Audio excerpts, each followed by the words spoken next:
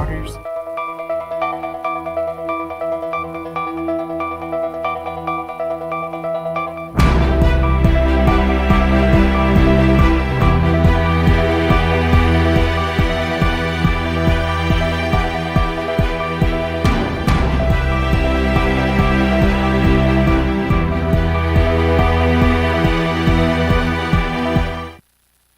Hello everyone and welcome to today's press briefing. I'm Donna Bush. I'm so glad you could join us here today on our various channels as well as live on Radio Cayman. We begin with a prayer from Pastor Torrance Bob.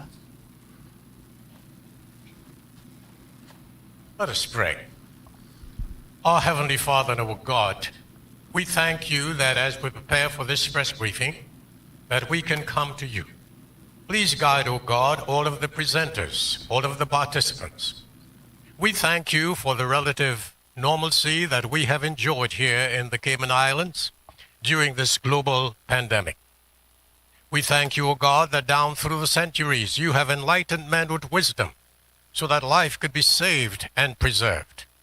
We do thank you for the wisdom and direction that you have given to our government in guiding us through this challenging period.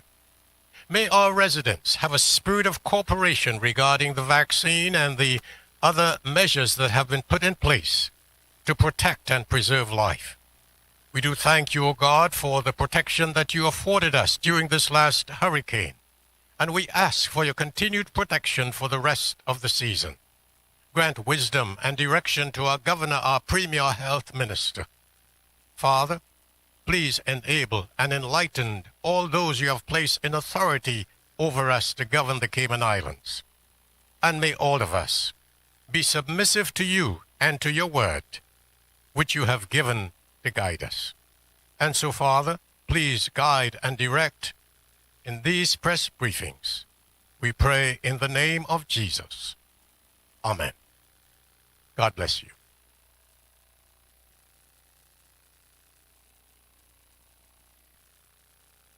Our panelists today, His Excellency Governor Martin Roper, Premier the Honorable Wayne Panton, Minister for Health the Honorable Sabrina Turner, Minister for Tourism the Honorable Kenneth Bryan, Minister for Education the Honorable Juliana O'Connor-Connolly, and Dr. Colin Charles. In studio with us are the medical officer of health, members of the media, invited guests, as well as our sign language interpreter, Miss Carolyn Powell. We go first to our Honorable Premier. Thank you very much, Donna, and let me extend a very warm welcome to everyone who is present, members of the press, and those who are viewing and listening to this press briefing. Thank you very much for your interest. And good afternoon. I want to speak to you today, not only as Premier of the country, but as a son of the soil, who is deeply concerned about our people, about our country, and about all those who call these shores home. Frankly, I am deeply concerned as to the potential unnecessary loss of life because some in our community still refuse to take the vaccination, which remains one of the most effective tools we have to protect ourselves from the ill effects of the virus, which causes the disease known as COVID-19. I do understand that there is a segment of our community that cannot take the vaccine for a variety of reasons, even religious ones. But for the rest, there is not really any excuse. I want to recognize that we accept that our people have the right to have the views that they have. We don't want to say that we're going to disrespect those views. And one thing is for certain, we don't want to be in a position where we want this issue to be divisive for the country. But I want to say that notwithstanding that, we are going to, as a government, continue to promote the uptake of the vaccine. And as people continue to resist vaccination, I want to say that you are putting yourselves, your families, your neighbors, and indeed our entire country at risk. And I don't think that is right.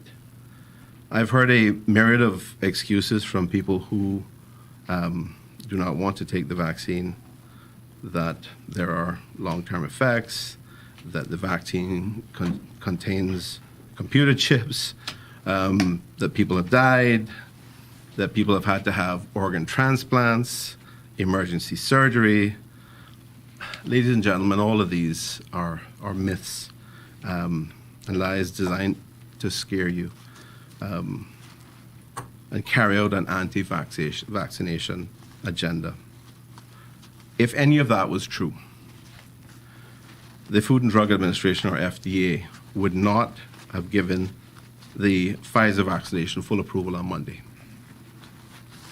That's the safe and highly effective vaccine that the United Kingdom has provided to us for free, and that our Health Services Administration has been administering since January.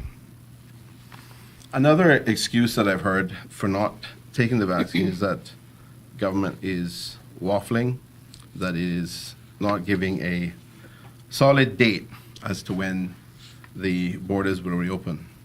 Well, ladies and gentlemen, I think most people should be familiar with our reopening plan, and the relevant date there is October 14th. That is the date that this government has set to remove all quarantine requirements, essentially reopening our borders. That is what I call our C day, the day or the date that the risk that COVID will become a reality in our country significantly ratchets up. That is the date that we stop relying on our very effective and protective testing and quarantine mechanisms and start relying on the vaccine to keep us safe from serious illness and death. That is the date that those of you who have not been vaccinated will be at an exponentially increasing risk of being in close contact with someone who is carrying COVID. That is the date when there will be the chance that you cross paths with that COVID-carrying visitor at the supermarket, the liquor store, the hardware store, or any restaurant or church, anywhere really. And that you may become infected and, God forbid, take the virus home to your unvaccinated children, grandchildren, at-risk parents, or grandparents. Do you really want to be perceived as being that irresponsible? COVID, ladies and gentlemen, is real, and it is going to be very likely to be present when we open our borders. And we have to understand that community transmission of COVID, which we have been able to successfully limit with the measures we have had in place, will be a much greater possibility. In relation to the vaccine, is it safe? Undoubtedly, yes. Is it guaranteed to prevent infection? No. Is it the best possible protection that we have available to us? Absolutely. So we have the opportunity now to protect ourselves, our families, and our community. What I'm asking you to do, again, as your premier and a son of the soil who loves his people, his country, and those who call Cayman home, is to get vaccinated. We plan to move the requirement for the 80% vaccination target from the 9th of September to the 14th of October. As of today, about 72% of our estimated population of 71,106 people have received their first jab and about 69% have had both doses. I know that there has been some confusion about population statistics. So using the population figure of 65,786 released by the Economics and Statistics Office last week, close to 78% have received the first shot, and about 75% have received the second. Let me just say, ladies and gentlemen, in relation to that, with the Delta variant, this notion of a target for vaccination is becoming more and more difficult to maintain.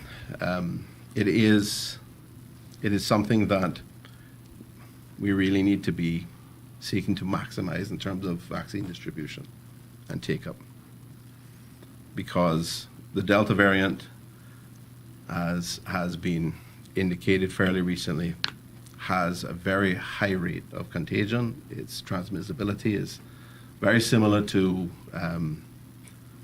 measles or chickenpox, and we need to have as many people as possible vaccinated. This is a very serious situation that the world is facing. There is the potential for even greater variants with worse transmissibility potential. But this one in particular is something that we have to deal with, and we have to recognize is a very significant risk for us. We will still go into phase 3 of our reopening on the 9th of September, accepting all fully vaccinated visitors who will still have to quarantine during this slow season. This will help government and the tourism sector develop capacity for dealing with larger volumes of travelers in preparation for high season. But if we want to stick to the 14th of October date of opening with no quarantine, we need to be ready. Ready to accept visitors, ready to expect COVID, and ready to manage it safely. Remember that we have had no community spread of the virus for well over a year. So we will not have much natural immunity from infections, making vaccinations all the more crucial. In my heart of hearts, all isn't doom and gloom yet. We still have time. I believe we can work together to get the 80% vaccination ratio by October, or hopefully even exceed it. The target that we have set, we believe, based on the scientific evidence, will help us have the best chance of limiting community transmission and the most devastating impacts of COVID. I calculate, working backwards from the 14th of October, that those who have not yet been vaccinated need to get their first shot by no later than the 9th of September. That will give them 5 weeks to reach the, 5 weeks to reach the 80% vaccination rate before we remove the quarantine requirements. You will see on your screen a graphic which indicates the 9th of September date being the first date for the jab, the 30th of September being the date for the second, and then the 14th of October, all of which will take 5 weeks. Moving the 80% requirement to October has been provisionally approved by government, and we will finalize the changes to the reopening plan in cabinet subsequently. But I want to emphasize that you can and should still take the vaccine anytime between today and the 9th of September. People ask for a go-to date. or a target date, well, that's it. That's it. October 14th is the target date that we are going to effectively be dropping the quarantine, and that's when the risk that we have infected people in the country and the possibility of COVID returning to Cayman in place. This afternoon, you will hear from other ministers about the sort of nuts and bolts of reopening. But I want to appeal to you as a person who cares and a man who cares deeply about our people, our country, and our residents. Last week, a college roommate of a friend of mine died from COVID because he didn't take the vaccination in the US. He couldn't get vaccinated because of underlying medical conditions. But his family did take the vaccine because they didn't want to expose him to the virus. Despite all their precautions, he caught it. He could have picked it up at the grocery store, at the pharmacy, any restaurant, or wherever he traveled in his hometown, because someone he came into contact with had the virus. Following his funeral, his daughter posted the following on Facebook. After COVID-19 killed my dad, I felt so much anger. To those with healthy immune systems that didn't get vaccinated, you make me sick. Every time I see people running around Madison indoors without masks, I want to scream. People with hematologic issues can't get vaccinated. Young children can't get vaccinated. For all these people who claim to care about the sanctity of life, you sure have a funny way of showing it. I got the vaccine to protect myself, my family, and my community from the destruction of this virus. I didn't wish this level of grief upon anyone else. Ladies and gentlemen, I don't honestly want to see a post like that from anyone in Cayman. While I don't know the daughter who made the post, I know my friend who lost someone to the virus. And I know our heart hurts. I don't want our hearts to be hurting. I don't want to go to the funeral of anyone who has died because of COVID. But we know we're taking risks with the opening of our borders. Government continues to make decisions based on the best available information and scientific evidence and advice. But we are also cognizant that we simply cannot afford to keep our borders closed indefinitely. Like so many things in life, we're trying to strike the right balance. Being aware of the risks that we're taking with the decisions that we're making, but also making sure that we are doing everything we can to limit and mitigate those risks and their potential impacts. I think, ladies and gentlemen, we only need to look at our fellow British Overseas Territory, the BVI, as an example of how things can go wrong and why we need to be very careful, and we need to maximize the tools, the employment of the tools that we have available to us, which is maximizing the uptake of the vaccine. From the start of COVID until I think about June or the end of June or the beginning of July, they had one COVID death. Since then, they have had 36 COVID deaths. So when the Premier in BVI says that he has suffered immeasurable grief because so many of the people that died he knew personally, I certainly don't envy him in his position, and I don't want to be in that situation. So we need to be extremely careful and manage this as best as we can, and utilize the tools that are available to us, which is getting as much people vaccinated who are eligible to as possible. We have just come through a rough time with the passage of Tropical Storm Grace / Hurricane Grace. Some will argue that it was definitely hurricane force winds. I'm not going to argue about that.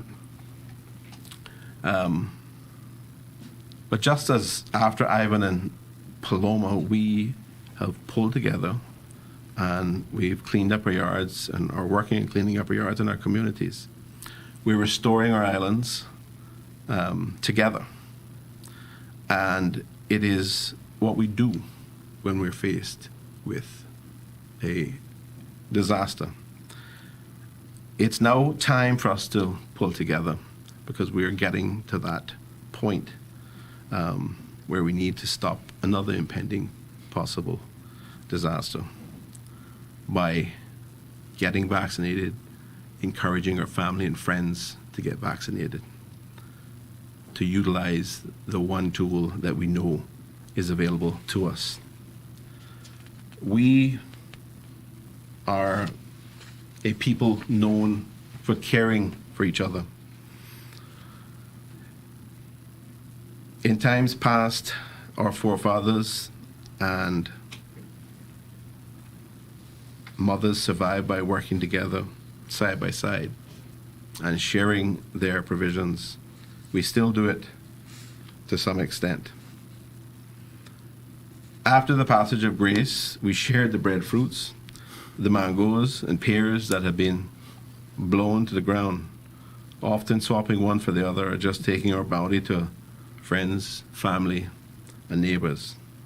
I'm asking that we show that care for each other now by getting vaccinated. Please, ladies and gentlemen, stop listening to the false news, the propaganda of those who perhaps wish you ill will or whatever their particular agenda is. Certainly not something that seems constructive at the end of the day. We have 8,765 doses of the vaccine that are set to expire at the end of October. There are 2,000 people left to take their second shot, so that leaves us a little more than 6,000 doses for first jabs, or 3,000 persons if we were to have both, have them all double jabbed. If the United Kingdom sees that we have used the vaccine they've given us for free, they will, I'm sure, and the government can confirm, hopefully, supply more for additional injections and eventual boosters. If we don't use our vaccine supply, it is not impossible that there may be a reconsideration of that generosity. If that occurs, that will mean that you may have to pay for your own vaccination. If, for example, private businesses consider a move to ensure that their employees and vendors delivering their goods are vaccinated, and also as government insists that work permit holders and those who renew work permits are fully vaccinated before working on our shores. It is to those businesses that I turn my attention. We strongly encourage the private sector to take all appropriate steps to urge their staff to become fully vaccinated. And we fully support such an approach by the private sector. I appreciate those that have educated their staff and supported and encouraged them to get vaccinated. Now that the Pfizer vaccine has been given FDA approval, I suspect there'll be a renewed appreciation for the need to protect staff and vendors that supply your goods and services in your physical premises. And I, again, welcome and support the actions many of you propose to protect your staff and your businesses. I'm also asking everyone in the private sector to help us appeal to get the majority of our people and residents vaccinated before the 14th of October. Use your channels, you get creative, use whatever measures you have available and communication measures you have available to you, because government cannot do it alone. I am, ladies and gentlemen, I should say, puzzled and perplexed as to why people who are intelligent and caring and full of common sense would rely on or believe so much of the misinformation on social media and platforms like YouTube, rather than taking the advice of our own doctors who specialize in public health or the advice of their private doctors. I understand if you're afraid, but I would suggest that you do not need to be. We've had in excess of 51,000 people in Cayman take the vaccine, including 100% of our elected government. And we have had no person admitted to hospital for any side effects. Yes, like any other vaccine and most medicines, there are potential side effects. These can include pain, redness, and swelling at the injection site, fatigue, headache, muscle pain, joint pain, chills, and fever. I'm not going to sit here and tell you that that you won't have any side effects. That would be a lie. I can tell you personally, I experienced a few hours of fatigue and low-grade fever after my second shot. Although many people haven't experienced any of those issues. If you do experience side effects, Tylenol or a similar over-the-counter analgesic and rest will help. Many side effects are gone within 24 hours. Pfizer and the FDA are aware of the side effects, but the FDA also approves the efficacy of the vaccine. When COVID-19 broke out last year, the favorite mantra across the globe was that we were in this together.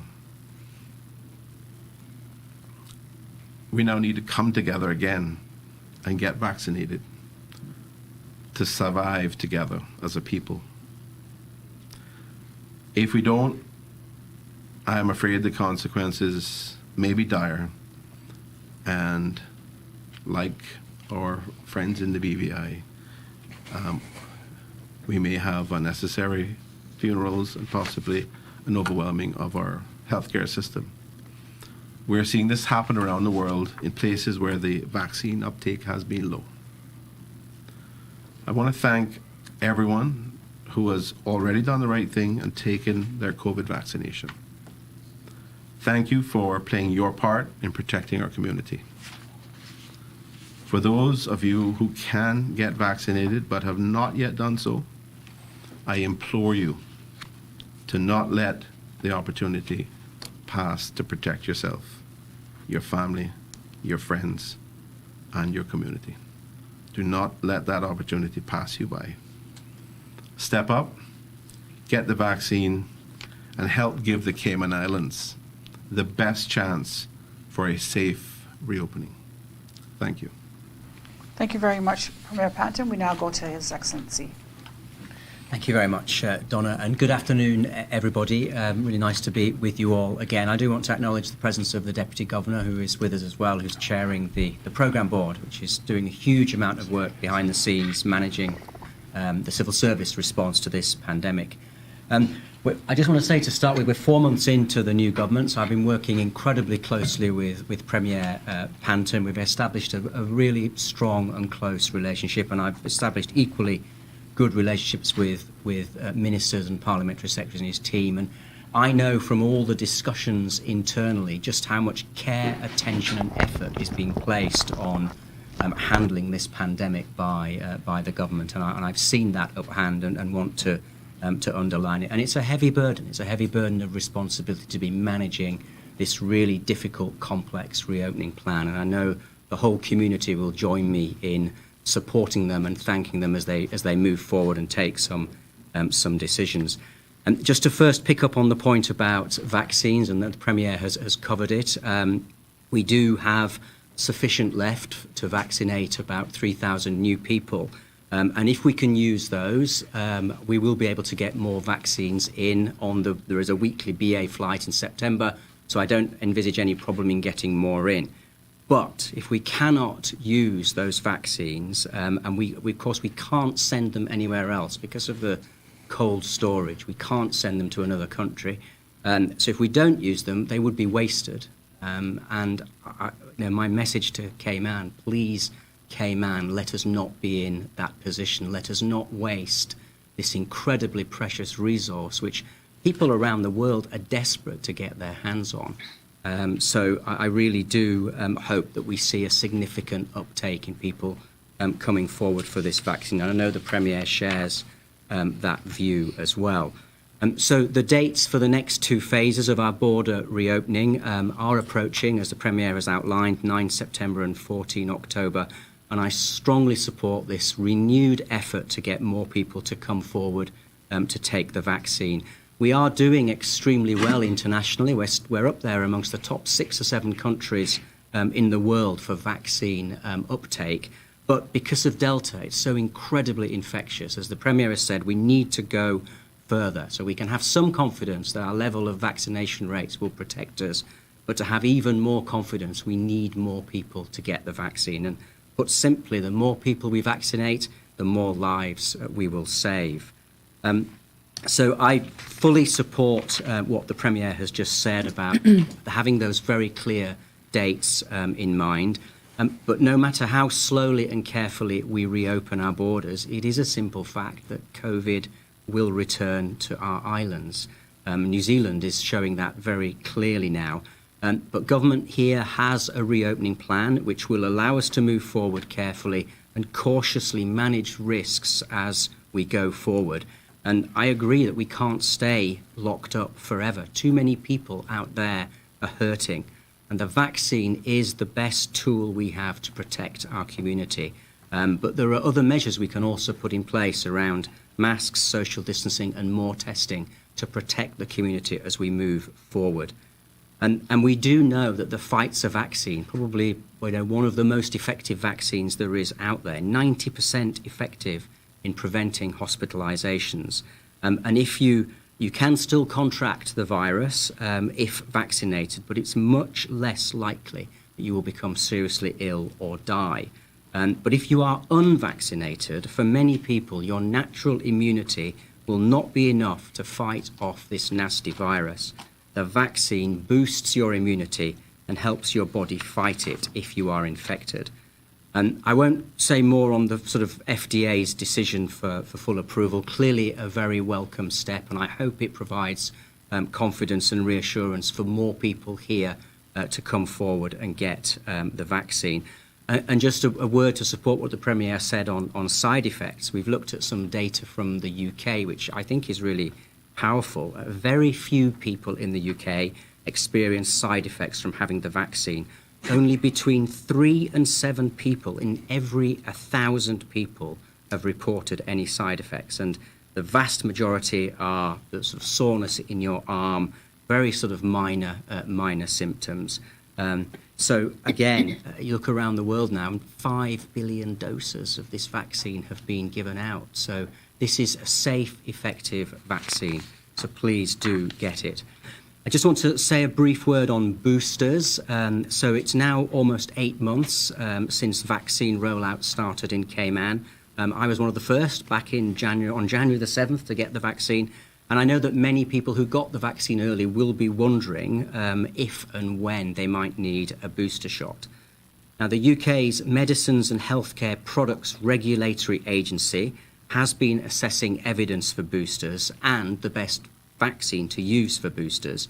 We expect it to report in about 10 days. The UK government will use that report to finalise its plans for a booster rollout.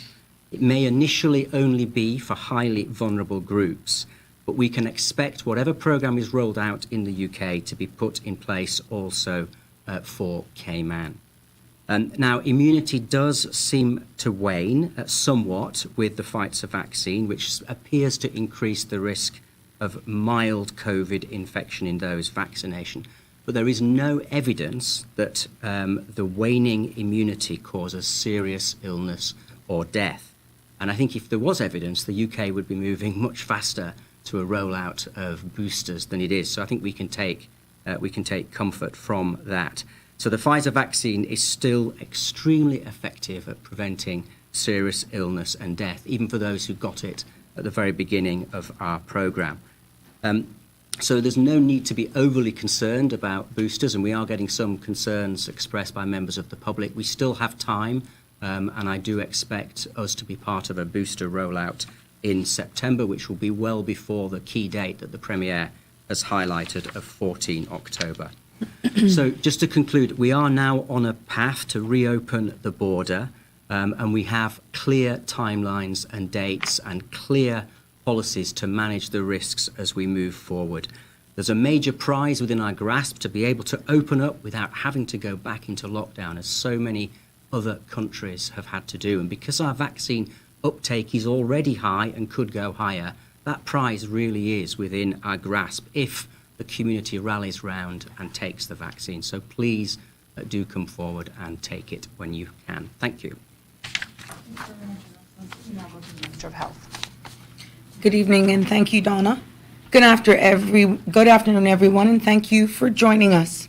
Excuse my voice, out working, and no thanks to Grace. You've been aware in a press release released by the Ministry of Health and Wellness earlier this week, and you've heard it here before, our Premier and the Deputy and the Governor, of the United States Food and Drug Administration, that's FDA approval, of the Pfizer-BioNTech vaccine. Now, this is further good news, as this approval fully demonstrates the confidence of the FDA in the high standards for safety, effectiveness, and manufacturing quality of this vaccine that we've been so blessed to have from the get-go. I do hope that with this full FDA approval, that this will reinforce the public's confidence in the safety, efficacy of the vaccine for you, our Cayman Islands, as a whole. Now, the Pfizer-BioNTech vaccine, this is proven to continue to provide excellent protection against serious illness and death. And if we look back pretty much a year ago, and ever would have thought that we would have a vaccine that does this, we would have been more relieved and thankful. Now that we have such vaccines that are available, I would like to really implore each and every one of us to take advantage of this protection, as you know, as we even consider, and given here today for the 14th of October, begin to reopen our borders. Now, it is understood that vaccines are the best way of dealing with this pandemic, and definitely with this virus. And we know that in time, the effects may wane, but at the moment, we're beginning to see where its protection is against the infection, but against serious illnesses and death remains a huge threat. So also here today with us, at the end of this briefing, should there be any questions, we have public health officials who will be better able to speak to some of the effects which persons have voiced after taking the vaccine. However, I have been reliably informed that we have not had any cases where there has been any admissions to the hospital or deaths as a result of vaccine, bearing in mind the difficulty of proving cause and effect. Now, we're eagerly also awaiting the release of key studies, as so stated here by Our Excellency the Governor, how to best use boosters before this technical advice can be shared. But as we've been said before, we have been reassured by the Foreign and Commonwealth and the Development Office that we will be able to access boosters appropriately for those to determine to be the most groups that will be affected by this.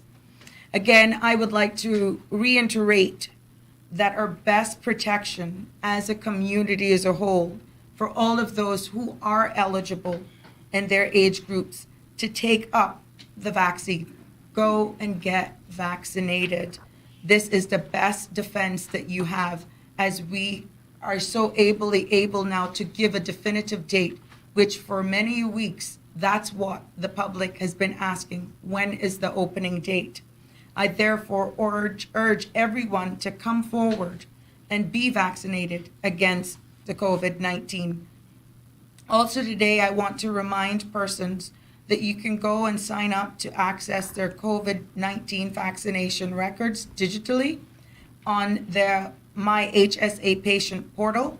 This will allow persons to have access to their immunization records on a secure platform from anywhere with internet connection. All you have to do is to visit the HSA website on hsa.ky for more information on how you can sign up. I would like to also stress that in our efforts in increasing the access of vaccines, we as a government have decided earlier this morning is that we're going to be able to offer it in our various constituency offices throughout the islands, where you get your wellness checks and you'll have access to the vaccines. This Thursday is slated for the Savannah Newlands area from 4 to 7. And next on the 2nd, we'll be back in the Prospect at 33 Marina Drive, also from 4 to 7. And we also are planning, and more details to this regard will be forthcoming, a vaccine that is we're going to take a bus and go throughout the islands. We're going to do a road show starting from West Bay, and we're going to even take it over there to the sister island, Cayman, where we start in the evenings with a bus, work with the elected officials for each constituency, and each day we will be coming to your area, and we'll be using all social media platforms in our efforts to make this possible. I want to thank the HSA staff, public health officials for making this event possible, and that will kick off for the week of the 6th of September. Finally, I want to thank and encourage our community to continue to work together to keep our island safe. None of this success is possible without you. The health and safety of our island remain the top priority for our government. And I can assure you, as Minister of Health and Wellness, we will do everything in our power to put people's safety first. Thank you. Thank you very much, Minister Turner. We now go to the Minister for Tourism, the Honorable Kenneth Bryan. Thank you, Donna, and good afternoon, everyone. Thank you for joining us here today to hear the latest news and information in respect to our reopening plans and our vaccine uptake. Today, I'll be providing you with some tourism updates related to the new stipend applications and the ongoing registration at work. That's work with a C. But I first would like to share some relevant COVID-related information with you, as my colleagues and the Honorable Governor has done. Many of you may be following the international news broadcasts and will be aware of the continued rise of COVID infections rates across the world, particularly those in Florida, our closest U.S. hub, and Jamaica, our closest neighboring island. Florida is going through their third wave and have recorded 150,000 new positive cases just last week. Although Florida has a vaccination rate of 66%, reports from the Jackson Memorial Hospital indicate that 96% of their patients hospitalized are due to COVID are those who are unvaccinated. Again, I say 96% of them are unvaccinated. Last week, Florida recorded another 1,486 death fatalities due to COVID, bringing their total number of deaths to 42,252. Jamaica is also facing a third wave of infections and is currently enduring another series of lockdowns. This past Sunday, Jamaica recorded 879 new COVID infections, which is their highest daily total in a single 24-hour period. They currently have over 550 people hospitalized and more than 1,400 people who have already died. According to their chief medical officer, the infection rate is soaring among persons 18 to 36, rising from 37% of the total cases in March and April to a whopping 43%. That's an increase by 6% over those months and in their current third wave. Just yesterday, the UK announced that they'll be placing Jamaica on their red list. This means that all travel from Jamaica to the UK will be banned. Only those who have the right to reside in the UK can return, but they must quarantine in a government-approved hotel for at least 11 days. The question is, why am I telling you this? Because Florida and Jamaica are two destinations in particular where most of our visitors travel through and where many of our residents travel to. As hard as it has been to keep our borders closed over the last 18 months, it's given us an opportunity to observe the experiences of others and to put the knowledge into practice so that we can avoid the situations that are happening in Florida and in Jamaica as they go through their waves. All around the region, countries are facing same outcomes and consequences, and consequently, the UK has also placed St. Lucia, Antigua, and Dominica on their red list. Judging by the scores in similar examples worldwide, the Cayman Islands would be wise to learn from what's going on around us. We should be resolved to doing everything that we can within our means to avoid following the same path. And we should trust the guidance of our medical professionals and the Minister for Health and Wellness. Turning our attention now to the reopening of our borders, the Ministry and Department of Tourism continue to work hard in preparing for Phase 3 and the government's reopening plan. As a reminder, and as you heard before, Phase 3 begins on the 15 days from today, the 9th of September, and paves the way for a limited introduction to tourism. Apologies.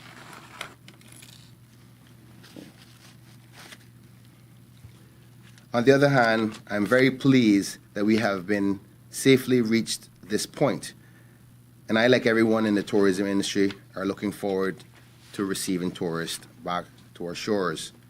But on the other hand, I'm deeply concerned by the reluctance of some within our community to protect themselves from the virus and its variants.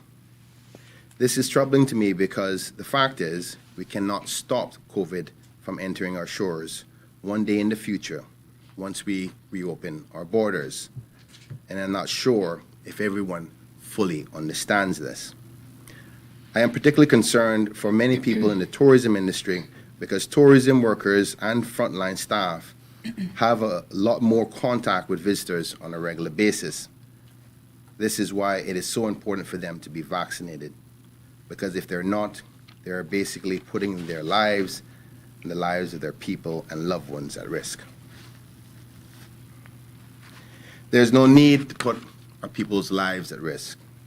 I am therefore appealing once again to all of our partners, stakeholders, and workers within the tourism industry. Please get vaccinated. Protect yourselves, your colleagues, and our industry, so together we can keep our country from avoiding the same kind of infection rates and tragic loss to life that we are witnessing across the world. Turning our attention now to the stipend payments. The Ministry of Tourism recently reopened the stipend registration period to give tourism workers the chance to submit an application if they have not done so already. A total of 442 no applications were received.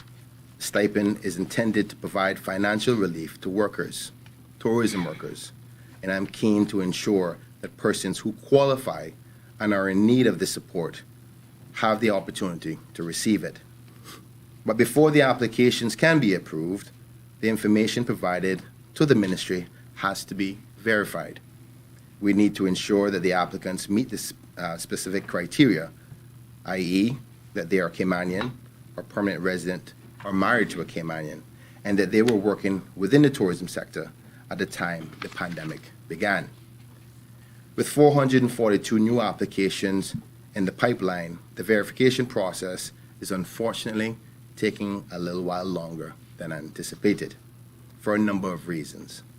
My staff are working diligently on it and are expected to complete it by mid-September. The payments to all newly approved applicants will be backdated to cover the 3-month period from July to September 2021 and will be paid on a monthly basis moving forward. I'm very aware that our tourism workers depend on the stipend support, and I would like to assure them and all the new applicants who will receive approval that we're doing all that we can to issue the payments as soon as possible. In the meantime, I sincerely apologize for the delay and want to publicly thank all of the new applicants for their patience. I'm asking you to please bear with us just a little while longer. Most importantly, if you received an email or a voicemail from the Department of Tourism, please be sure to respond, as it will also help us to speed up the verification process. Still on the subject of tourism workers, as the Minister of Tourism, one of my top priorities is to ensure that Caymanians are given the necessary priority, training, and opportunity to take up the suitable roles within the tourism product. To achieve that objective, it is absolutely vital that we have the relevant data to support and inform our decision-making. I therefore would like to remind and encourage all displaced tourism workers who have not already registered with Work with a C to please do so before the deadline ends on Tuesday, the 31st of this month. To date, a total of 1,712 persons have registered, not including the 442 new applicants for stipends. And of these, 473 have previously been registered with work. 641 have confirmed that they would like assistance to find work, and 598 people have stated that they do not require any assistance to secure work, most likely be an entrepreneur who has their own business. The data tells us that there are still a lot of people, 1,075 persons, who have not yet registered. I'll say that again, 1,075 persons who have not yet registered. I don't know what the reason is, but you should be registered by the end of this month. If anyone needs any help with the registration process, the representatives of Work will be at the Westin Hotel Galleon Ballroom tomorrow, Thursday, the 26th of August, from 1 to 5 p.m., and on Friday, the 27th of August, from 9 a.m. to 1 p.m. You will need to bring your government-issued ID, a resume, and proof of your immigration status.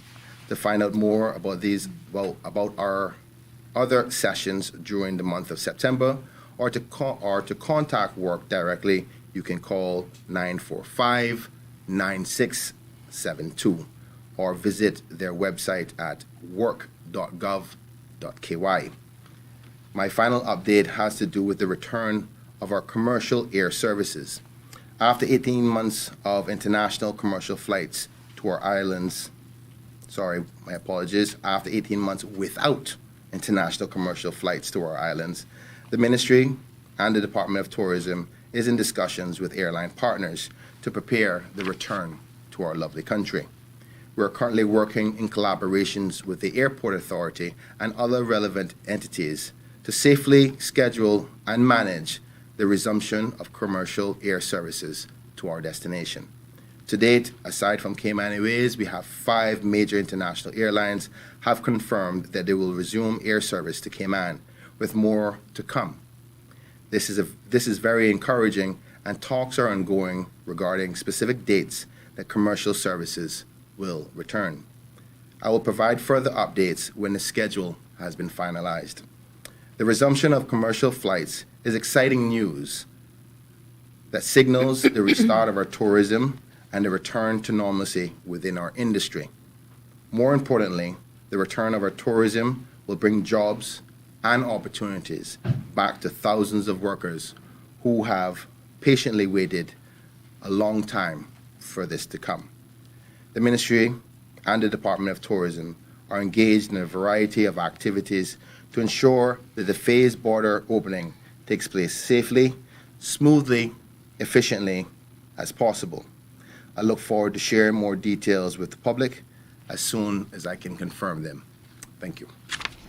Thank you very much, Minister Bryan. We now go to the Honourable Minister for Education, Ms. Juliana O'Connor-Connolly. Thank you, Donna, and good afternoon to all. I perhaps want to commence my remarks by referring to a post that was quoted by my good friend, the Honourable Alex Boyd, Knight of Dominica. And she said as follows: "My people, discernment comes when one realizes that, first of all, there is a difference between fact and opinion. And secondly, one cannot have an opinion on whether a fact is true or false. It is a fact that the Honourable Premier came to my office yesterday and asked if I would come and lend my voice, whatever contribution that can make, to the nation to try to encourage all of our people to see the significance and the importance of becoming vaccinated. It is a fact that I was a late convert and that I too had my concerns about the side effects and my own medical issues. It is a fact that I consulted my 3 medical doctors, one of whom is here today, and I shan't call his name, and they all gave me the green light to go ahead. In fact, went beyond that and encouraged me to go. It is a fact that that was not sufficient, because I am an avid reader, as most people probably realize by now, and so I too surfed the internet, the social media, but I always made an attempt to apply what I termed as the peeling away concept, and for you to better perhaps wrap your minds around that, just conceptualize in your mind an orange, and the skin being what you probably see on just your regular social media. Well, I went beyond that. I went into the core to try to find the seeds of the fact so that I would have that opportunity from my own personal perspective to dissect and bisect, and through the process of analytical thinking with whatever intellectual capacity that the Lord bestowed upon me and from speaking to others, to see what was in the best interest. So it is a fact that, yes, even persons who have degrees, sometimes more than one, takes time to exercise their constitutional right of what is best. It is my opinion that it should not have taken me 18 months.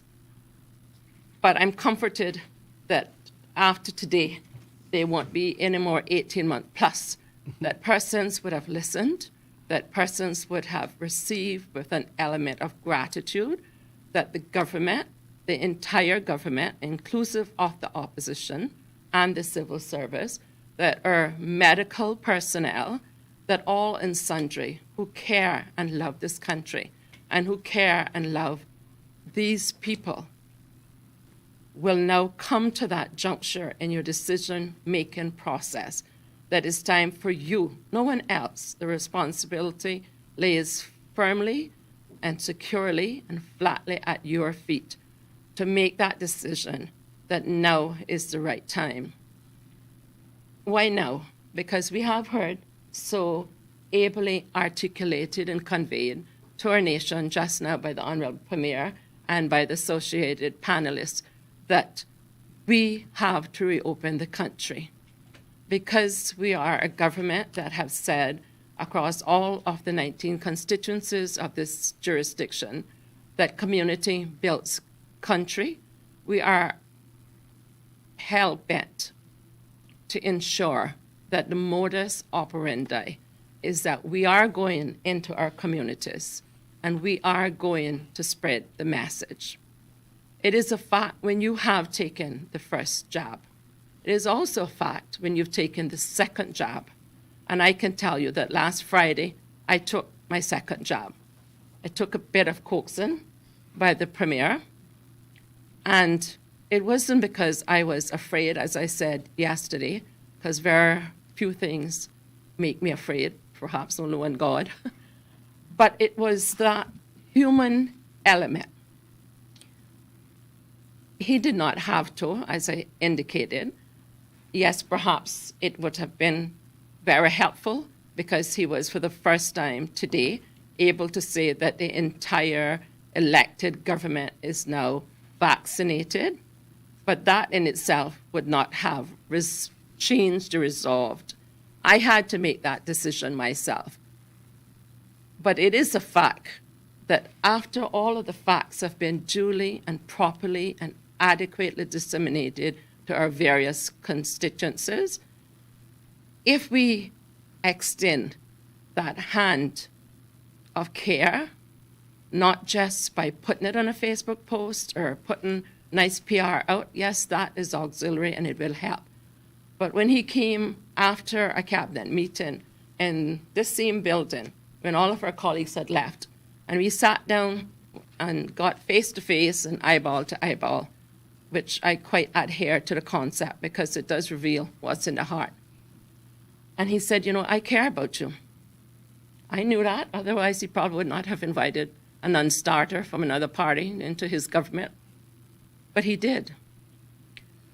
And he continued to share personal, family situations, as we both, even until today, have members of our family who have not yet chosen to be vaccinated. But one thing I can say, it is a fact that although my journey took me 18 plus months to make that final step, I never once discouraged any member of my family not to get vaccinated. And so it is a fact that if we are going to make this upward trajectory to 80% and or beyond, we ourselves who have now been vaccinated take it upon ourselves to become true Cayman ambassadors and go to everyone we meet. And I like to sometimes convey that everyone in the concept of the Donahue and Stevenson case where Lord Stevenson said, who is my neighbor? And in fact, he went on to say in that historic case, my neighbor is everyone I come in contact with. So what that does, it puts the onus upon you and I to remove those fences, whether it was social or psychological or financial, or you just didn't like them because their last name or because they came from Philippines or Jamaica. They're human beings. Some of us have the privilege of calling Cayman our domicile of origin because we were actually born here and had generations of parents that gave us that privilege. But equally, we have persons among us who have chosen this domicile as their domicile of choice. So out of many, as our Jamaican neighbors say, we are one. This is indeed everybody's business. I know that we have data protection legislation, so even us as parliamentarians don't have access to have been vaccinated. But indeed, we are creative, otherwise we would not be on the global financial envy stage. We have made it successfully thus far, and we can still be that example to the rest of the world. When I look at the situation of Israel and the 70+ % of persons haven't been vaccinated, yes, they still are now looking at some 95% that are contracting COVID. But the fact is, I have not yet found, and I stand to be corrected, anyone in Cayman who has died because of the vaccination. The fact is, the boundaries are going to open. The fact is, there'll be a new import, and it's called COVID. The fact is, COVID kills. The fact is, my very best friend, Ingrid, who worked as a civil servant on my beloved island of Cayman, retired, went to Jamaica, built a beautiful home at the very top of a mountain, and hardly had the time to enjoy her pension or her retirement.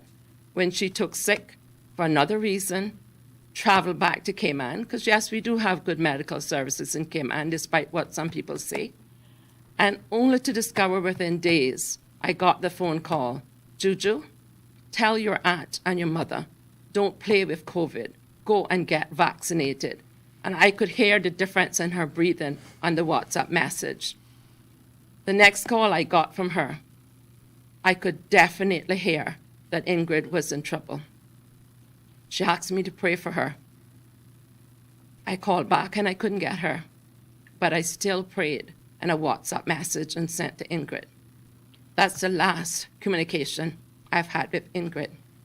And if you don't know the emotional turmoil that is, when I live just a matter of a short 5-minute drive to Georgetown, HSA, but yet I couldn't visit Ingrid. I could not be at Ingrid's bedside to hold her hand for her to safely go from this world to where time has no constraints. I could not even communicate to her. That is a fact. And unless we take this serious, Caymanians and residents alike, and discern between opinion and fact, the fact is that will not be the last best friend or family member. But we, especially as politicians, who are called upon to read obituaries and tribute, sometimes to finance funerals, the fact is we will be pulling out our black suits, our navy blue suits, or whatever color, and have that very dark, lonesome, painful, emotional ride. If we have that privilege, because she had to be cremated, and I was asked to read her obituary at Boden's funeral home. So I can tell you what it is. I've walked those 1,000 miles. And so, Honorable Premier, I will be eternally grateful for you for whatever reason that inspired you that late afternoon to take a vested interest in me. So now it is my duty and my responsibility, even though I don't like this type of setting, and I'm quite a private person. It's not about me or my personal feelings. It's about this country I love, the people I love, my students, my teachers, my staff. Hence the reason I accepted the invitation, not in my constitutional capacity as Minister of Education, District Administration of Lands, but in my capacity as a human being and as a way to convey my gratitude for the time he took in me. I felt the least I could do was to come and lend support today. The story doesn't end there. Back in 1979, when Kay King, and some of you in this room, I know who she is, the daughter of the late Reverend King, who did so very much from an infrastructural perspective on the island of Cayman. She crowned me in 1979 as a Miss Teen. She was the outgoing Miss Teen, 1978. I got a message from her just about 3 or 4 days ago from Alabama, where she's a teacher, and she is now lying, fighting for her life from COVID. The fact is, COVID is real.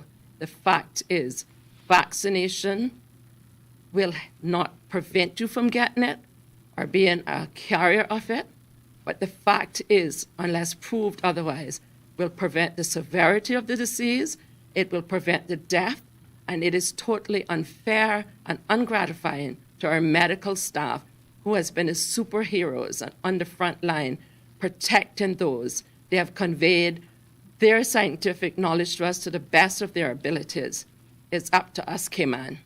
And by that, I mean everyone who lives and breathes and have their being here, go and get vaccinated so that we can post 100% of our people are vaccinated.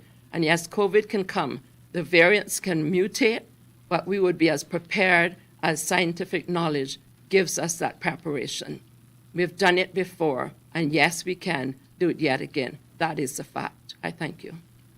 Thank you, Minister Connolly. We now go to Dr. Collins.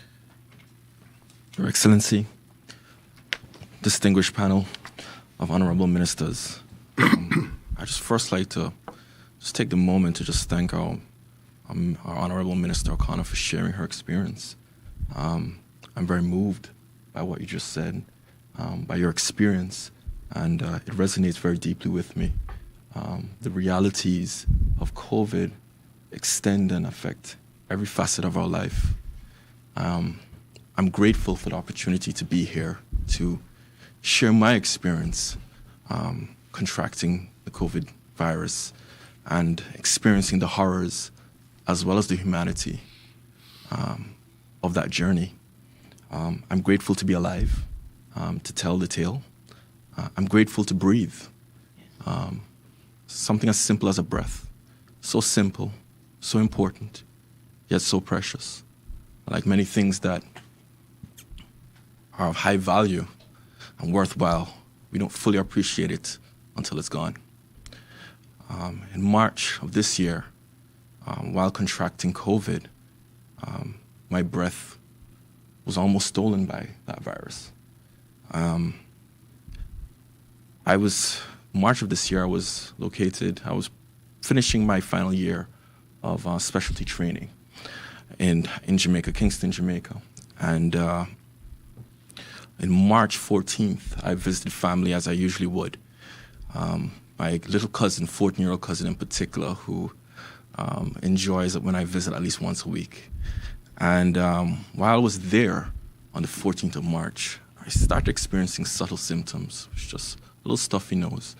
But things progressed very rapidly within the following 4 days. What started as a stuffy nose progressed to a productive cough. That progressed into generalized weakness and fatigue, muscle aches, and before you know it, I had a fever and had labored breathing. I went to the hospital for which I was working in the front lines of that hospital for the last year, over the last year, going through my usual protective routine of wearing the necessary PPE, and felt very comfortable and confident that whatever protective routine I had was sufficient and effective. I mean, by all accounts, it worked for at least a year. However, when I went to the hospital and got my COVID test done, which was an antigen test, it came back positive. And a PCR test was done, and I was sent home. That very evening, my breathing became so labored, I had to return to the hospital. I was admitted for 2 days. While there, I experienced symptoms of shortness of breath. My oxygen saturations fell as low as 78. My heart rate, I became tachycardic, increased. Symptom-wise, I was extremely weak.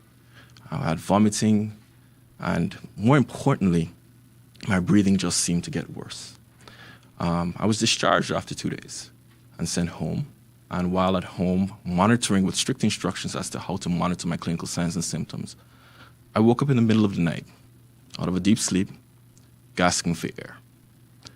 And this experience was very much a traumatic one, because what it felt as if I was submerged in water. But I'm not. I'm very much awake, and it's just COVID disease, the effects of COVID disease, just ravaging my lungs. I was diagnosed with extensive lung disease. And I actually attempted to call the ambulance in a near syncopal state. I was unstable. My oxygen saturations had fallen very low. My heart rate was beating above 130s. And I called a Caymanian physician, a friend, Dr. Brandon Bernard. And in very short order, he actually came and picked me up and took me to the hospital and saved my life. He found me in an unstable state. And during the first week of being hospitalized, the major symptom was being unable to breathe. I required various types of supplemental assistance to breathe, to maintain adequate oxygen saturation levels. But in addition to struggling to breathe, I was so weak. The very first week I was in hospital, I was so weak, I couldn't even open my eyelids. I couldn't do anything for myself. I was completely dependent on others. I remember times being awake and just being too weak to open my eyelids, but I can hear what's going on around me. It was horrific. It was traumatic. After about a week, when my symptoms did not improve, there was a panic. There was a panic by loved ones who started a cascading event of my tribe and my loved ones. I got assistance from family friends who are physicians. I got assistance from the Cayman government. I got assistance from the relevant persons at the Health Services Authority. I got assistance from everywhere. For those people who cared about me and wanted to make sure that I survived. And it was after receiving that help that things took a turn for me for the better. But as I became to clinically improve, I became aware of my surroundings. And while I'm aware of my surroundings, I'm taking note of it. I'm seeing the persons who are lying next to me in these wards. I'm seeing young men, just like myself, my age, my clinical presentation, getting the exact same institutional care as I was receiving, and dying, not making it. There's this one particular gentleman I will never forget. Was sent home after 2 days, just as I was. And while walking through the door of the hospital, he collapsed, and coincidentally collapsed in front of the very same doctor who came and picked me up from home and took me to the hospital, Dr. Bernard. And unfortunately, this young man did not make it. I distinctly remember lying on the wards and hearing the persons lying next to me telling their wives, my age, that they love them. Telling them to tell their daughters that they loved them. And 2 days later, they died, they didn't make it. And these are the realities of COVID. We have been so blessed to live on an island that has shown over this unprecedented time that we cherish the resource that's most precious to us, which is life itself. And so after receiving a lot of help from family and loved ones, eventually I was discharged home, and you would think that experience in itself was enough. No, that was just the beginning of the story. There was also the long road to recovery, the long-term effects of the virus, the burden of the disease that doesn't necessarily go away after a week, after a month, that can stand with us based on what my pulmonologist says, up to a year or even up to for an entire lifetime. It can change the very quality of your life itself. And so these are serious realities that I'm still dealing with. I still have to work and go through physiotherapy on my lungs and try to avoid long-term damage. I still have to work on my overall conditioning because initially I was not able to function in the same way that I would have before. I still have to work on other long-term symptoms that may not be as severe, but they still affect the quality of your life. And so through this experience, what have I learned? Well, I can tell you. I was actually scheduled to come home for the Pfizer vaccine 2 weeks prior to my admission in the hospital. It was my personal choice at the time that I preferred the Pfizer vaccine and was readily available here. And knowing what I know now and going through the experience that I did, I would never have hesitated to do everything possible to protect myself. Going through severe symptoms of this virus, seeing so many people just like me die, they're not here, leaving behind their loved ones. It's not worth hesitation. It's not worth waiting. The second thing I think I've learned from this is not simply about ourselves. This is bigger than us. At the beginning of the story, I told you that I went to visit my cousin and my family. Well, that same cousin subsequently tested positive. Now, fortunately for her, she was asymptomatic. But we have no idea what her potential symptomatology could have been. I couldn't live with myself if she went through what I went through because of me, or worse. So this is not just simply about ourselves, our personal preference. We have to think about others. We have to think about our loved ones. So based on my experience, I encourage every last one, please speak to your physicians, get the relevant information, but do everything you can to protect yourself and your loved ones. Thank you. Thank you very much, Dr. Charles. You have something to say? No? Okay, we'd like to open up the floor now to members of the media, beginning with Ralph from the Cayman Times.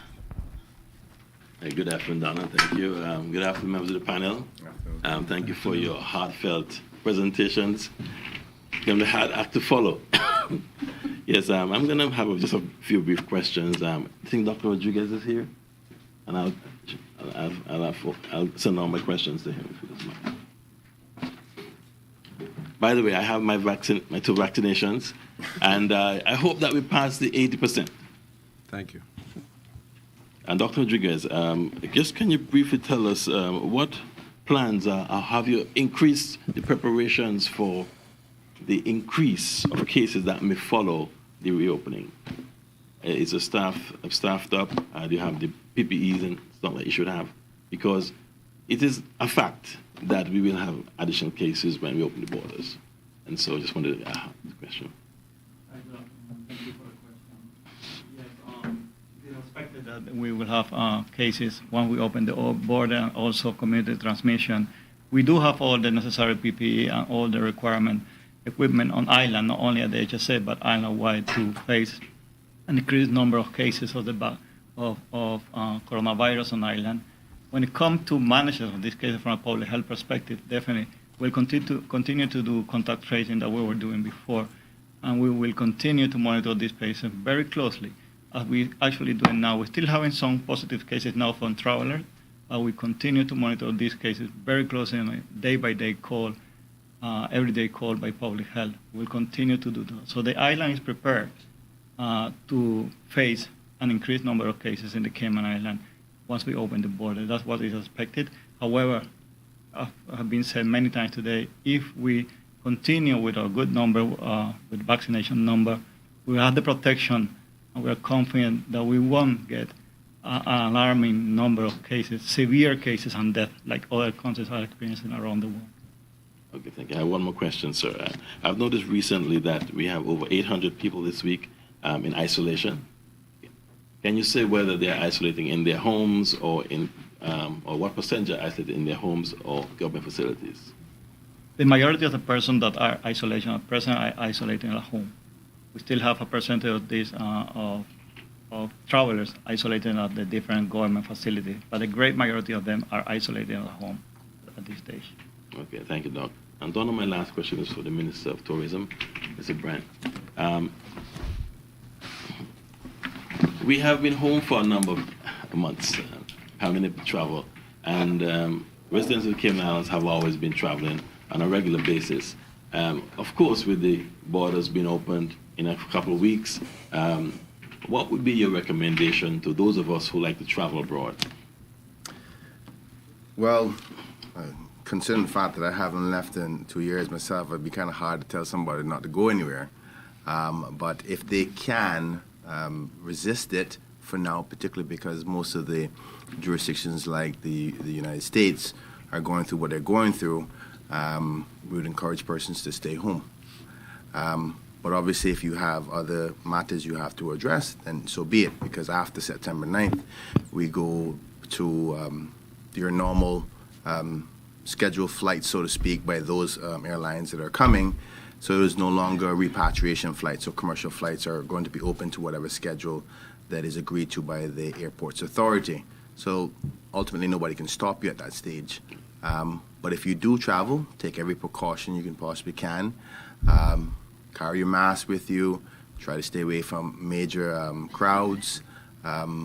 Stay with people that you know, those who are safe. And make sure you're vaccinated before you go. That would be my only encouragement, to keep yourself safe at this point. But if you can, stay home, if you can handle the wait longer. Yeah. Just one follow-up. In your conversation with the airlines, did they indicate that they would have mandatory requirements for vaccinated passengers? No, we have not established that yet. I've been hearing some whispering, I do have a schedule update next week, Monday. Unfortunately, Grace has caused some hurdles in the way of the schedule meetings to know what's happening at the airport and the airline scheduling. So hopefully I can give more of an update to the public in short order. But I do suspect that may happen. Obviously, different countries have different regulations based on their constitutional rights and so forth. So it may vary from airline to airline. Okay, thank you very much. Thank you, Donna. That's it for me. Okay, thank you very much, Ralph. I'd like to now call on Wendy from CNS.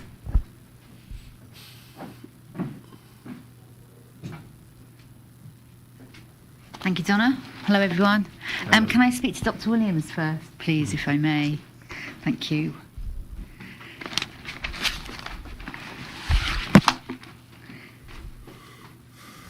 Can I just check with you? A lot of the tests that are coming back positive, we now are not testing people at the airport. So these people are presumably getting positive results after their first 5 days. Sorry, after their 5 days in isolation. So that's when we're getting all of these positive tests that are now coming.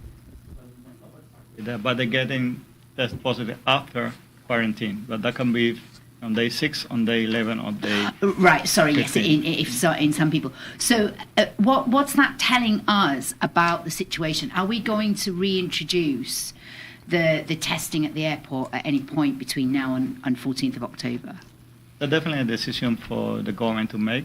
We are in discussion also on the program board or the possibility of testing on arrival, and we will send a recommendation to government, and government will make a decision on that.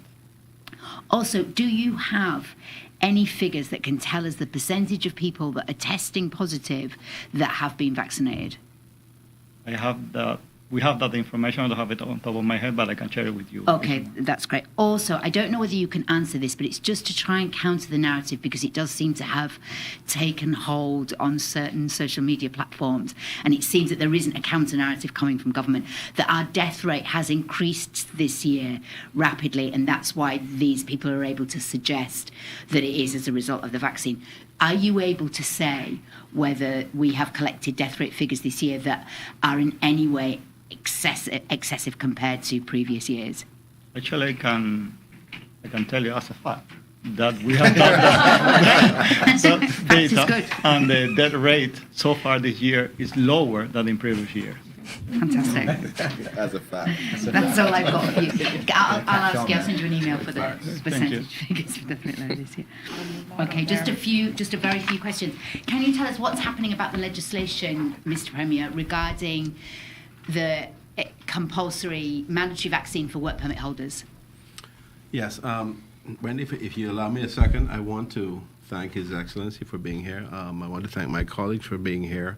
I want to thank the incredibly compelling, poignant stories that came from both our colleague, Minister Juliana O'Connor Connolly, and Dr. Charles. Very, very incredible,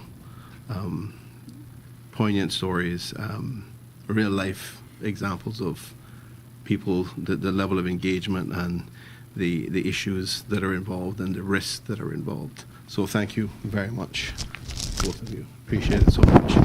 On that point, on the draft legislation, we are working through that.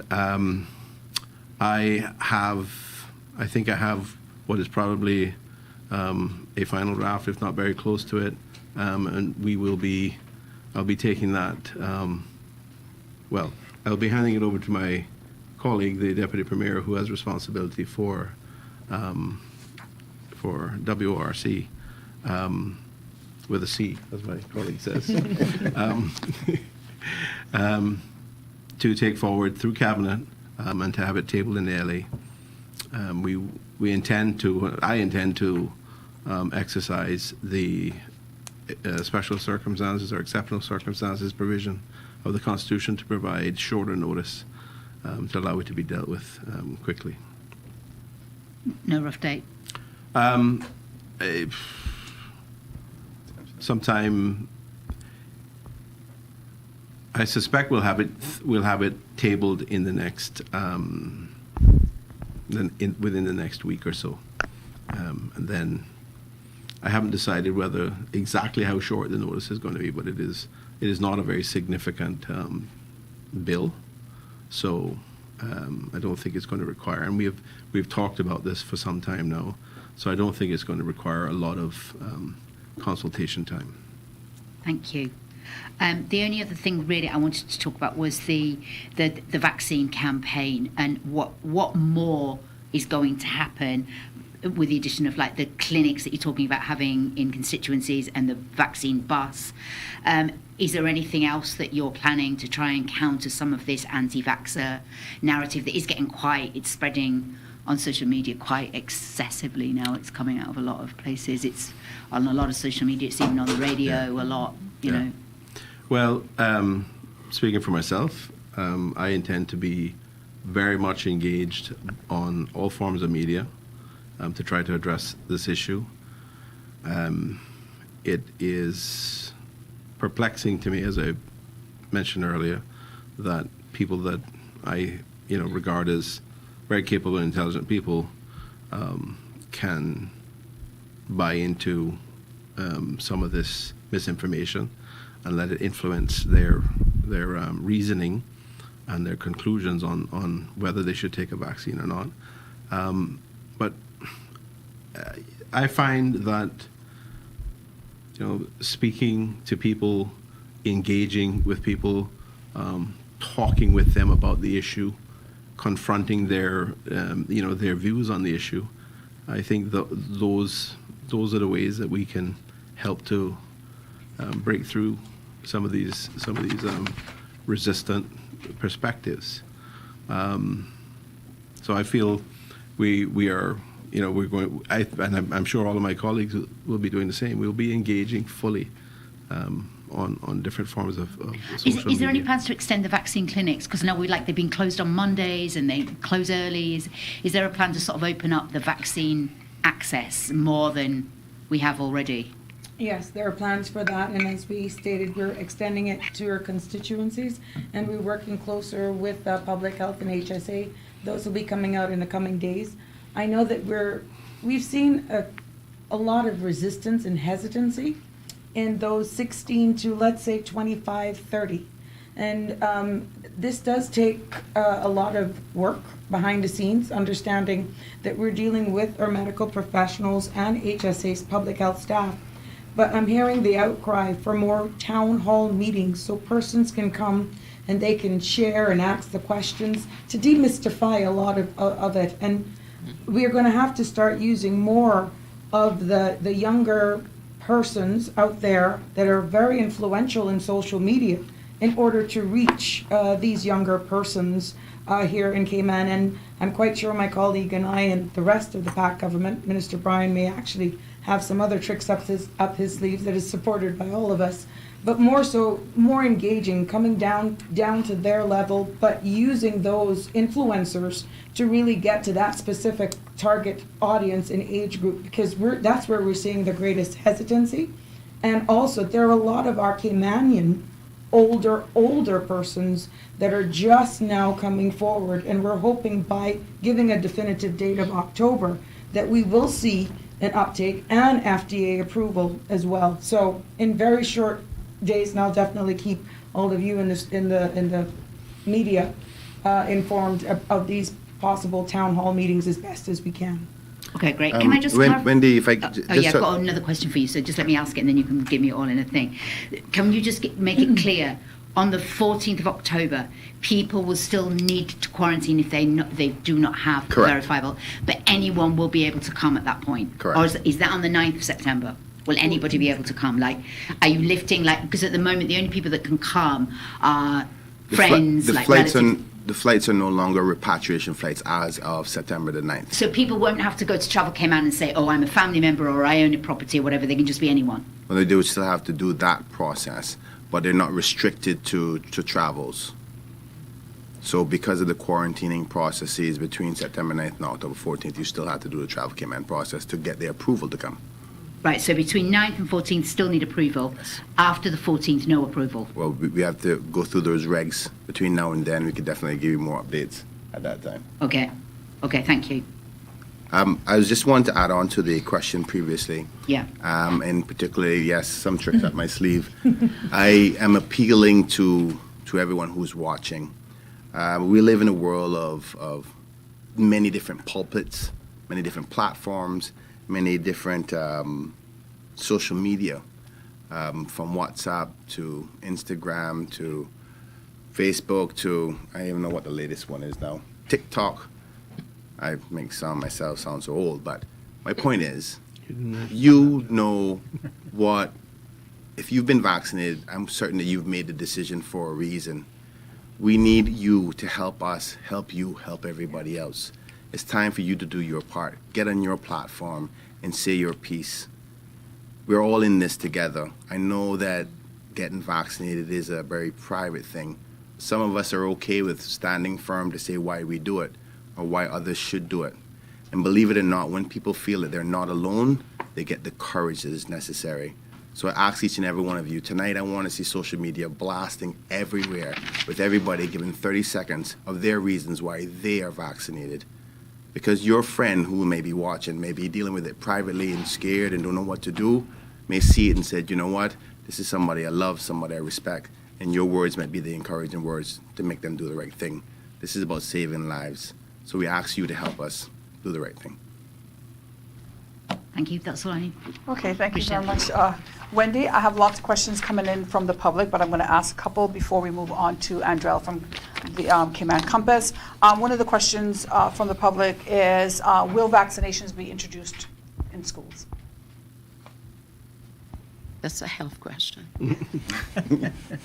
Okay. Well, I think just, I mean, Ms. Julie, you would prefer if I answer it? I think we have not considered anything along the lines of mandating vaccines in schools. You know, I can't say at this point that that would be an impossible consideration, but it depends on, I mean, we're obviously at this point, we only have approval or emergency approval for children between the ages of 12 and 15. So it couldn't relate to those younger, those in primary school, for example. I suppose at some point in the future that may change. Those studies are ongoing at this point. I think we would have to take advice before we even considered anything like that, and we'd have to be clear that there was significant benefit in doing that, and there was significant risk that we're trying to address by making that sort of decision. But that is along the same lines as, you know, are we considering mandatory vaccinations for the country? And the answer is no, we're not considering that. Okay, thank you very much, Premier Panton. One of the other questions is it being considered, or should it be considered, that once the borders open, that mass and social distancing should be happening again in public places? I will say that if you look at the plan that we outlined previously, it did contemplate that we might have to reimpose public health protocols around masking and social distancing that people have been familiar with in the past. To be honest, I suspect that is going to have to be a very specific consideration for us. We're going to have to strongly consider that in various different scenarios, and that is something that we would be, as a government, seeking to consider. And if we decide to implement that on a mandatory basis, it would be done in the coming weeks, so that it is in time for the increasing risk after October 14th. One final question, this might be for Dr. Sam. It relates to the smart cards or the digitized vaccination cards. Many people who got the vaccine, let's say from when vaccinations were available across the globe, they have paper vaccination cards as opposed to having them digitized. And they're Caymanians who want to come home, but they don't necessarily, they've been vaccinated, they don't necessarily want to do the quarantine, but they can't get that information transferred over digitally. Is this something that public health has had to deal with? And if so, what kind of advice would you give to persons who are in that position? Okay, so we have two scenarios here. So everyone that have been vaccinated here in the Cayman Island, the HSA have been working with the ministry and others, and we will have an electronic card that could be securely verified in the first week in September. For those Cayman residents in the Cayman Island that have their vaccine in other jurisdictions that cannot be verified at this present, we're also working in a process to be able to, once we get this information, we can confirm that information internally. We will add it to the database of the HSA, the CERNA electronic database, and we will be able to also produce an electronic card for them. Okay, thank you very much. Okay, we're going to move on. Thank you, Dr. Sam. We're going to move on now to Andrel Harris from the Compass. Donna, while we await him come, I just want to give the public a little update as to one of the questions asked before about whether persons would have to be apply for travel to Cayman after September 9th. As per our reopening plan, up until January, which we hope that we will eventually get to the all clear, so to speak, and welcome back, travel applications will be needed all the way to that point. Because even though a person may be vaccinated, for those who are not vaccinated, they too still have to go through a process of quarantining. So that will continue to be monitored. If it has to extend past January, depending on the circumstances, and nothing conspires against us, hopefully it will be done in January. All right, thank you, Minister Bryan. Andrel? Thank you. My first question is to Dr. Rodriguez as well. In the hot seat.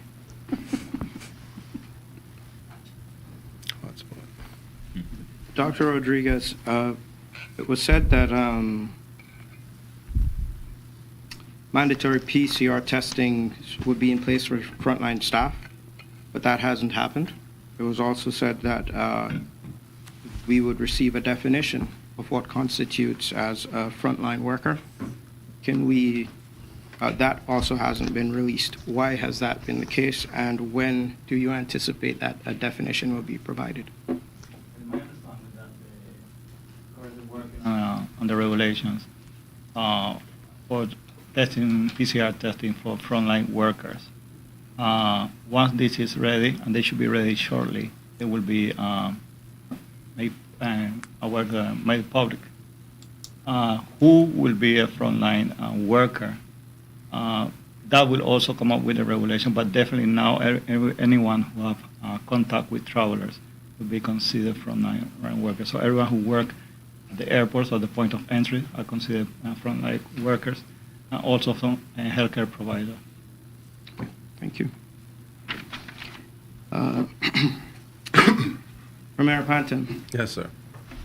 In light of the recent population statistics that were provided by the ESO, which clashed with what the government had previously projected as Cayman's population, what figure is the government working with as far as the 80% target is concerned? Well, you say clash. Both numbers come from the same Economics and Statistics Office. The one is just the 71,000 is just the upper range, and the 65,876, I think it is sort of the median. And we are at this point still sticking with the 71,000, but I think the reality is that given what has been transpiring with the Delta variant, this issue about an 80% target is sort of getting a bit fuzzy. I mean, we're here today to appeal to the people of the country to get vaccinated, and we need as many of our people vaccinated as possible. I've said before that if we didn't get to an 80% target, we would consider what the position was at the time and make a decision. At this point, we are looking to basically make that decision around the 1st of October. 30th September, 1st of October, 2nd of October, somewhere around that time period. I have had a conversation today with the Honourable Deputy Governor, who chairs the program board and who gives us all excellent advice. And I've indicated to him that effectively we'd be asking them a week before that point to give us their perspective, their views on where we're at, what's happening in the outside world, and what their recommendation would be. And effectively, the day before we meet, I expect to have a full caucus meeting all day about this. Knowing my colleagues, there is going to be it might even be 2 days. But effectively, I mean, this is a serious issue, and we've got to do it justice. Nobody takes this very lightly. So we're going to get an update the day before we meet, or maybe even the morning that we meet, from the program board as to any changes that may be relevant to our discussion and consideration at that time. We have to act on and be informed by, and our actions have to be informed by the best available information from the program board, from the various representative bodies that are on that board, and specifically from Public Health and Dr. Lee and Dr. Williams. So we're going to have our work cut out for us at that point to make a decision. I don't think any of us are afraid of making a decision. What we are afraid of is a situation where we have people who, for no good reason, end up being susceptible to COVID and getting very sick, possibly dying. None of us want to see that. None of us want to feel that. I mentioned earlier the situation with our colleagues in the BVI.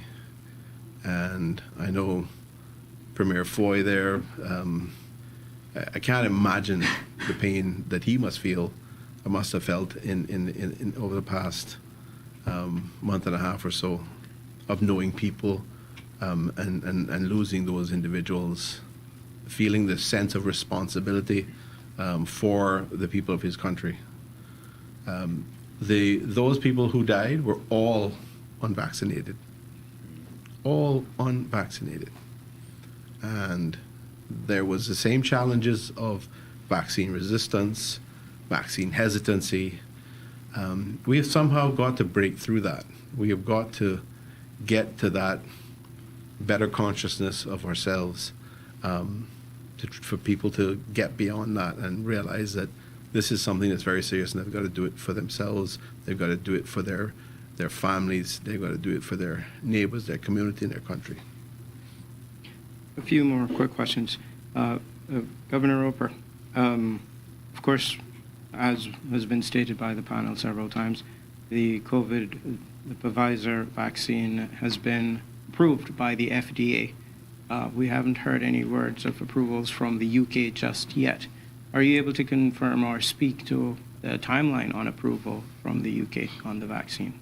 Well, I mean, it is approved by the UK. It's gone through very rigorous testing and trials, and the UK has approved the AstraZeneca and the Pfizer and I think Moderna as well. So the regulators have approved it. I mean, all these regulatory systems are slightly different. Each country does it in a different way, but the UK, the vaccines are approved in the UK. I'm not aware there is another process going on where we will get another approval. It's there. Well, unfortunately, their website says it's approved for temporary use. But that's been going on now for 9 months. So I don't think anyone should have any concern about that at all. The UK has vaccinated over 30 million people now with this vaccine, and as has been demonstrated today, these are incredibly safe, effective vaccines, and the UK would not be rolling them out in the way that it was unless it was fully convinced that these vaccines are safe. So I just think that's really not a relevant issue. Okay. Perhaps Minister Bryan or Minister Turner might be able to take this one. Several people have been asking, in light of the proposed reopening strategies, when will the ban on people limits be lifted? The 500 indoor and 1,000 outdoor. Be lifted? Oh, you're going the wrong direction, buddy. Wrong direction. No, when we go in towards increasing the risk of COVID spread, we're going to be reducing the numbers. Now, we haven't decided what that will be, but I can tell you the appetite of our colleagues are one that there may have to be a reduction of those numbers. What those ones will be the Minister of Health will definitely share those because she's responsible for that area. Let's make her speak for herself, obviously, but wrong direction. Yes, it's definitely in the wrong direction. As we stated here by more than one of my colleagues, we're increasing our risk after October 14th. So we will see, and this will be confirmed, that numbers, at least for the beginning phases, will go down in public gatherings. But again, there's more to that to come because as a government we have to do and meet with the program boards who guide us in regards to that. But definitely, as we get more of the opening, the numbers will go down. Two final questions. Andrea, I just want to add to that. If you go back and look at the details around our opening plan, you will see that it specifically says, as I mentioned earlier, that we would be contemplating reimposing public health protocols, which would be social distancing and masking. It also says that we might be contemplating reducing the gathering numbers, gathering restrictions. So at the moment, the gathering restrictions outdoors is 1,000, indoors is 500. We clearly said in the plan that we, I think it was after October 14th, Yes. we would be considering the possibility of reducing those numbers. So you may see further regulations changing the current restrictions and definitely reducing them, reflective of the increased level of risk. Now, we've seen a relative plateauing of the uptake of vaccines, and despite the various forms of vaccination drives. Premier Panton, would you support if the business community was to refuse to provide services or goods to unvaccinated people who do not fall within a medical exemption? Can you repeat that for me? Would you Make sure I hear support? Would you support if the business community was to refuse to provide services and goods to people who do not fall, or to unvaccinated people who do not have a medical exemption? So you're asking if, for example, a restaurant can say we're only going to serve people who can demonstrate to us that they're vaccinated. Yes. And we're not going to serve people who are unvaccinated. Yes. I want to say in general that we support the business community imposing whatever level of restrictions they feel are important to and necessary to protect their staff, their customers, and their business reputations. I don't think it's, at this point, we're not going to be saying, yes, keep people who are not vaccinated from coming in. That is something that is up to them to decide. In fact, it may be something, and I've said this before in a statement in Parliament, that it is something that we might consider ourselves in terms of regulation. But it is not something at this point that we have a specific opinion on or promoting one way or another. I leave it entirely up to businesses to make that decision for themselves. But I support them making and having the right to make the decision that they feel is best to protect their staff and their other customers and their business reputation as a whole.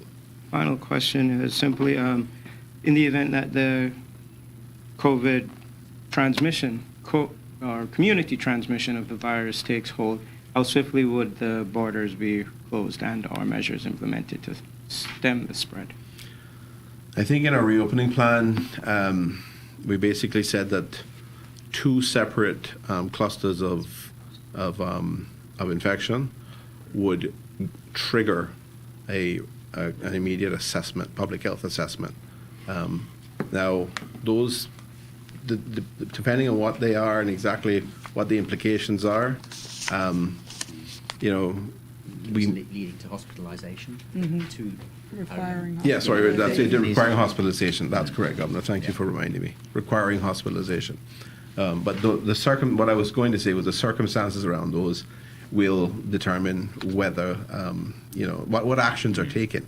We did not set out, and we don't have any definitive actions in mind. We will look at the circumstances. Obviously, we're going to do it quickly and make an assessment of what the risks are. And I'm sure that Public Health and the program board will be involved in making recommendations to the government as to what actions to take.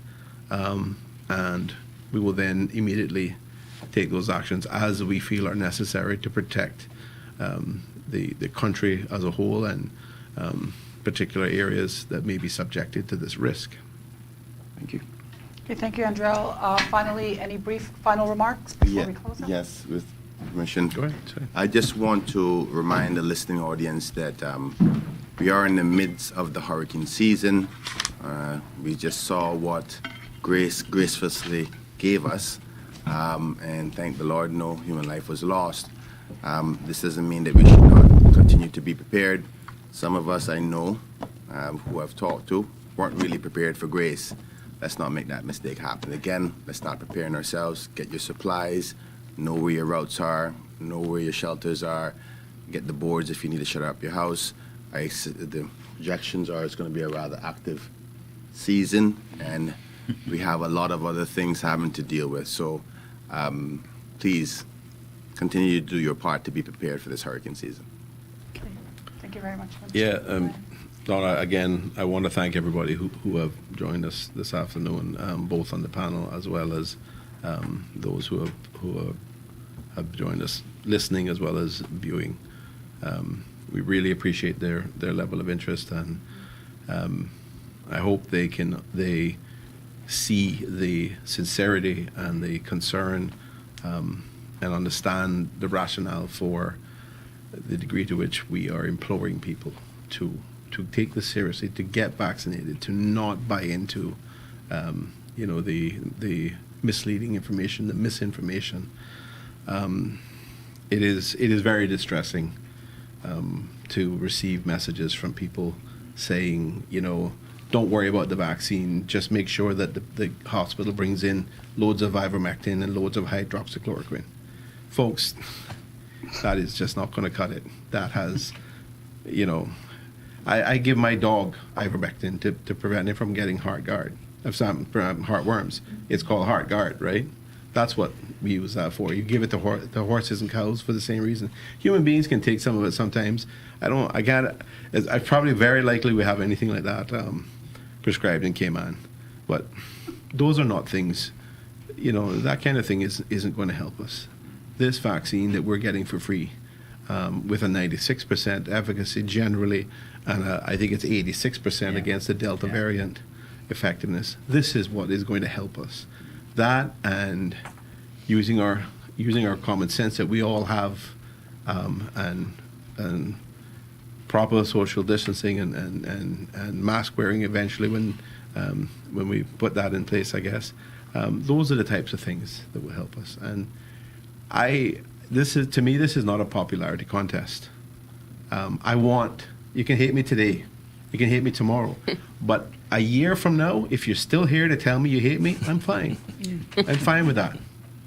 I hope you'll tell me you love me for or love us for putting in place and making it a success. But that's ultimately what I care about. I care about the lives of people. Because I know I've suffered a loss, and nobody needs to tell me that death is final. And I'm not getting into the religious aspect of it. I'm talking about the people who are sitting before us. And it's gone. I don't want to feel it. I don't want to see other people suffer through that. So let's work together. Let's come together as a country, and let's make this happen. Let's make Cayman a continued success. We have found ways to do it in the past. We've suffered through hurricanes. We have become a fantastic, world-class financial services center. We have great medical services. We have great doctors. Let's believe in them. Let's believe in the system, and let's make sure that we can make Cayman a success in terms of reopening, reestablishing our contact with the rest of the world in a safe way. Thank you very much, Premier Panton. We'd like to thank you, the public, and of course the media for being here with us today. To our panelists, thank you for sharing the news and information that's so important to all of us. For a schedule of vaccine locations as well as clinic openings, you can go online to hsa.ky or exploregov.ky. We thank you for joining us. Have a great evening.